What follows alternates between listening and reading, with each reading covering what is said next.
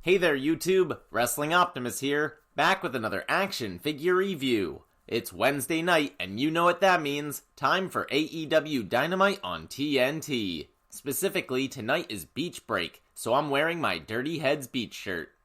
That means we're also in store for another stacked card and even a wrestling wedding. But first, if you're new here, make sure to like the video and subscribe to the channel for more pro wrestling and action figure content.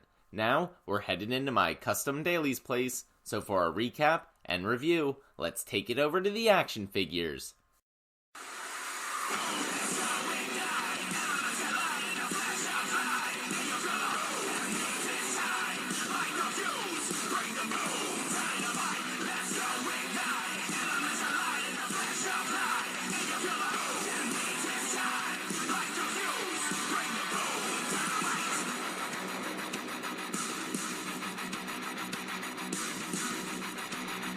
Dynamite opens with the Tag Team Battle Royale to determine the number one contender for the AEW Tag Team Championships. FTR got removed from the match due to their attack on Jurassic Express last week. Their replacements are John Silver and Alex Reynolds of the Dark Order. Still, while some teams like Private Party and Top Flight are already at ringside, the Boy and his Dinosaur get the first official entrance. They're followed by the Inner Circle, with the team of Sammy Hager getting another shout out from Sammy Hagar. However, before they can even leave the stage, the Acclaim's music hits. Max Caster tries to freestyle, but commentary talks over him. Meanwhile, Jericho looks a little pissed off that he got upstaged. Finally, the current tag champs, the Young Bucks, make their entrance, but instead of heading to the ring, they both dive on the teams gathered at ringside, wiping them all out. Dante Martin of Top Flight is the first one eliminated. Hager and Reynolds fight on the apron, with Reynolds getting eliminated next. The rest of Dark Order come over to help and manage to eliminate Hager. Someone sends Matt Jackson flying onto the stage, eliminating him. Then, Jericho and MJF eliminate Anthony Bowens of the Acclaim. Luchasaurus goes on an absolute tear, taking out everyone by himself and ending by chokeslamming Matt Jackson onto Darius Martin. He does the same thing with Stu Grayson, only this time to the outside, onto Anthony Bowens for the elimination. He's finally eliminated by Dark Order, but in the process, MJF eliminates Evil Uno. Private Party attempts the silly string, but Darius Martin blocks it and eliminates Mark Quinn, who turns around and saves his partner. John Silver gets eliminated by Santana and Ortiz. They celebrate with Jericho before getting single-handedly eliminated by Nick Jackson. The Good Brothers saunter out from the crowd. Nick scolds them, but they eliminate Isaiah Cassidy anyway. Keep in mind, Private Party is challenging them for their Impact Tag Team Championships, so this makes sense that they target him. The distraction allows MJF to eliminate Nick. He and Jericho mockingly strike the Young Bucks' signature pose. It's down to MJF, Jericho, Sammy Guevara, Jungle Boy, Max Caster, and Darius Martin as the Inner Circle members team up on the other three. MJF eliminates Jungle Boy despite the crowd being firmly behind the young star. Then, he stares down Sammy, but they're interrupted by Max Caster, who eliminates MJF before getting eliminated himself by Darius. That leaves Darius alone with the former Les Sex Gods, but he manages to hold them off and even eliminates Sammy after a miscommunication with Jericho.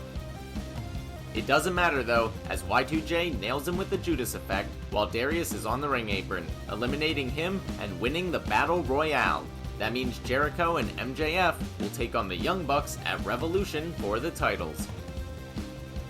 Not gonna lie, this felt very similar to the Royal Rumble, if only because it was an over-the-top elimination match. But because we didn't get the staggered entrances, I actually liked this more than either Rumble match that we saw on Sunday night. We get a video package from Jade Cargill, now apparently just going by Jade, lifting weights in the gym. Obviously she's an imposing physical specimen, but there's nothing really interesting about her character so far. Per usual, Tony Schiavone is out to interview the TNT champion, Darby Allin, and Sting about their upcoming street fight against Team Taz. Of course, Team FTW interrupts from the Tron because they aren't allowed in the building after beating up those merch guys last week. Taz says that they plan to be back at ringside for Darby's title defense against Joey Janela next week, while Ricky Starks says he doesn't care if Sting shows up because he's not the same man he used to be. Sting says he'll be there next week too, so he can make sure it stays one-on-one, and if Ricky Starks doesn't see the icon when he looks in Sting's eyes, maybe he needs to look a little closer. Dr. Britt Baker, DMD, comes out with a serious look on her face as she's set to take on Thunder Rosa in the culmination of their long-standing feud. Rosa skips her entrance and attacks Rebel before the bell. Thunder Rosa shows off why she's considered one of the best in the world with impressive strikes and submission holds, dominating most of the match. At one point, Rebel takes off the turnbuckle pad while the ref's back is turned. Then, Baker sends Rosa face first into it, practically knocking her out. The Doctor takes advantage by sinking in the lockjaw and scores a tap-out victory. In a backstage segment supposedly from last week, we find Hangman Page changing in Matt Hardy's locker room just like he was offered when Matt suddenly has an idea. He claims he's not trying to suck Hangman into another tag team, but they were both upset when Luther and Serpentico ruined Brody Jr.'s birthday. So, Hardy suggests they team up just this once to teach Chaos Project a lesson. Page agrees. According to his entrance graphic, the depressed millennial cowboy lost $400 playing with stocks recently. Nice reference to current events. Hardy starts the match, leading to a decent hot tag by Page. Luther prevents the first buckshot lariat, but can't stop the second. However, Matt tags himself in and steals the pin. Hangman makes a WTF face, but eventually celebrates the victory. There's a hype package for the upcoming women's tournament. It's actually really smart how they're doing this due to COVID restrictions. Half the tournament will take place in Japan with Japanese wrestlers, while the other half will take place in the US. I'd assume at Daly's place, with wrestlers from AEW TV. My only nitpick is that Riho is in the American bracket. I just think she should be helping to fill out the Japanese side rather than taking a spot from someone like Big Swole or Penelope Ford. Alex Marvez catches Chris Jericho and MJF backstage headed to their dressing room to celebrate the victory. But when they arrive, everyone looks upset. Jericho says everyone else's eliminations were just collateral damage, but Sammy asks why the other guys always have to be the collateral damage if they're all supposed to be in this together. He storms out with Jericho right behind. Meanwhile, MJF tells Wardlow to escort the cameraman out so the rest of them can have a private conversation. Tony Schiavone is backstage with the groom, Kip Sabian, the best man, Miro, and their butler, Charles. Miro is excited because he's married, Tony's married, and Kip is getting married. Vicky Guerrero steps in and says, "It's time." The ring is appropriately decorated for a beach wedding, with James the Sinister Minister Mitchell presiding. The classic Jesus Joy of Man's Desiring plays as Vicky Guerrero escorts Kip to the altar. Then, Here Comes the Bride plays as Jerry Lynn, of all people, escorts Penelope Ford, who's wearing a white dress that's reminiscent of her ring gear. They've each written their own vows. Kip's are chauvinistic and focus on his bride's physical beauty. Penelope's aren't much better, implying that Kip has a big dick. The minister leads them through some modified I do's, but when he gets to the part about asking for objections, Miro stops him and says he's been through that before, in reference to that terrible WWE wedding between Lana and Bobby Lashley. They move on to the pronouncement. Miro orders Charles to serve champagne while he proposes a toast. He rambles a little before admitting that the bachelor party sucked and he didn't bring a gift. That's why he's so confused by the massive present in the corner. Charles says that's from him, which means Miro doesn't trust it, so he tackles the box, but nothing's inside. The best man orders Chuck to clean up the mess, but instead, he handcuffs Miro's ankle to the ring post. Chuck punches Kip, knocking him into Penelope and causing her to go face first into the cake. She jumps on Chuck's back, and they all gang up on him until suddenly, Orange Cassidy pops up out of the false cake bottom. Miro can only look on as the freshly squeezed one delivers the appropriately titled beach break to Kip, and the baby faces stand tall. Apparently, Shaquille O'Neal talked some more shit about Cody Rhodes and Charles Barkley on his NBA show last week, so it looks like their intergender battle featuring Jade Cargill and Red Velvet is official for the March 3rd episode of Dynamite. Next is the Lumberjack grudge match between Lance Archer and Eddie Kingston. The Lumberjacks are mostly talent from Dark. Lance doesn't need an entrance and goes right after Eddie. Butcher and Blade are the worst Lumberjacks ever, pulling Archer out rather than keeping him in the ring. So Billy Gunn pulls the same trick on Kingston. Things break down as all the Lumberjacks brawl on the outside until they're taken out by Lance Archer.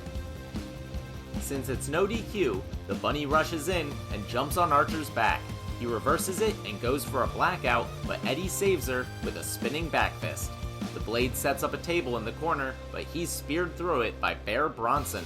The Butcher takes him out only to get leveled by Bear Boulder. By the way, Bear Country is the best tag team on Dark. Honestly, my favorite part was when Jake the Snake Roberts decked Angelico and fell over. But finally, Archer blocks another spinning back fist and nails the blackout for the win. FTR are with Tully discussing their removal from the Battle Royale. They liken it to being tattled on in middle school. Tully does his best Sami Zayn and cries conspiracy because everyone else is scared of them. Dax says they aren't bad men, but sometimes they do bad things. With that, he pulls over Marco Stunt, who's gagged and bound to a chair. Then, the cameras cut away. What are they going to do to poor little Marco? He never hurt nobody. Joey Janela cuts a promo ahead of his TNT Championship opportunity next week. He and Darby have a long history of mangling each other in hardcore matches, but the stakes have never been higher. Tonight's main event is an Odd Couple 6-man tag team match, and given that this is basically a made-for-TV pay-per-view, you know it's gonna be epic. Interestingly, Kenny forgoes his usual bombastic entrance and comes out with the Good Brothers to their music. Don Callis heads to the announcer's desk for the match. Death Triangle, on the other hand, come down from the crowd with Moxley to a new version of their theme music. I know this may come as a shock, but Phoenix and Pac did some incredible high-flying stuff. Moxley brawled with Big Doc Gallows, who was all power, while Carl Anderson and Kenny Omega showcased their amazing technical abilities.